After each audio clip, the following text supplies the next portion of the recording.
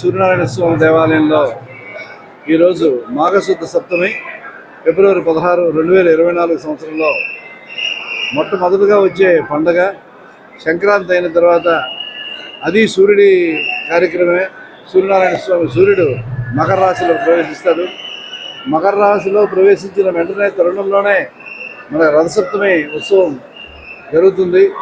ఈ రథసప్తమి ఉత్సవం ప్రారంభమైన తర్వాత అనేక రకాల ఉత్సవాలు, పండుగలు, అట్లాగే పర్వదినాలు కూడా వస్తాయి.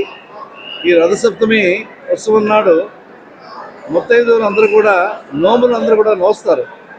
కైలాస గౌరి, కేదార వ్రతం, అట్లాగే పసుపు కుంకుమ నోములు, అట్లాగే గరిసి ధాన్యాలు, లక్షవతి వ్రతాలు, ఇవన్నీ కూడా ఈ మహిళలందరూ కూడా ఈరోజే ఉపవాసం ఉండి వారి నోములన్నీ నోచుకుంటారు. ఈ సంవత్సర కాలంలో ఎప్పుడో రోజు అది ఆ ఫలప్రదం చేసి ఉద్యాపన కార్యక్రమం చేస్తుంటారు. అట్లాంటి పర్వదినం నాడు రథసప్తమి రథస్థం భాస్కరం దృష్ట్యా పునర్జన్మ నలభ్యతే అనే రథసప్తమి నాడు ఎవరైతే సూర్యనారాయణ స్వామిని దర్శించుకుంటారో, ఈ ఉత్తరాయణ పుణ్యకాలంలో అర్చించుకుంటారో, అభిషేకించుకుంటారో వారికి పునర్జన్మ ఉండదని మనకి శాస్త్రాలు అలాగే శ్లోకాలు ఘోషిస్తున్నాయి. అట్లాంటి రథసప్తమి అరసవల్లి సూర్యనారాయణ స్వామి వారి ఈ శ్రీకాకుళం గ్రామంలో, శ్రీకాకుళం జిల్లాలో ఈ అరసవల్లి గ్రామంలో ఉంది. ఇది అత్యంత పురాతనమైన ఈ దేవాలయం. 7వ శతాబ్దం నుంచి ఉంది దేవాలయం.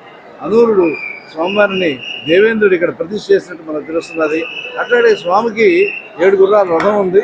అనూరుడు రథసారథి, ఉషాపద్మిని ఛాయ 3 భార్యలు, మాటల పింగళ ద్వారపాలకులు, అలాగే పైన సనక సనంద మహర్షులు ఛత్రజామలు వేస్తూ స్వామివారి సేవ చేస్తున్నారు. 2 హస్తాలతో 2 పద్మాలు పట్టుకొని స్థానభంగిమలో వైజయంతి రథం మీద సూర్యనారాయణ స్వామి వేయించేస్తున్నారు. అత్యంత ఆ శాలిగ్రామశిలతో మలచబడిన సూర్యనారాయణ స్వామి విగ్రహం చూడడానికి భక్తులు తండోపతండాలుగా వస్తుంటారు. అట్లాగే ఈరోజు ఉదయాన్నే 12:30 గంటకి శ్రీ విశాఖ పీఠాధిపతి స్వామివారు వచ్చేసి ఆయన అభిషేకం ప్రారంభించారు. తర్వాత ఈ స్వామివారికి అభిషేక కార్యక్రమాలు భక్తులందరూ కూడా వారి వారి చెంతనున్న టికెట్ ద్వారా వచ్చిన ఆ స్వామివారికి అందరూ కూడా వారి గోత్రనామాలు చెప్పి వారికి ప్రసాదం కూడా ఇచ్చి స్వామివారికి అభిషేకం కార్యక్రమంలో జరుగుతుంది. ఈ అభిషేకంలో నమక చమక పురుషూక్త శ్రీ సూక్త మహాన్యాసపూర్వకంగా, అట్లాగే ఈ నారికేళ జలాలు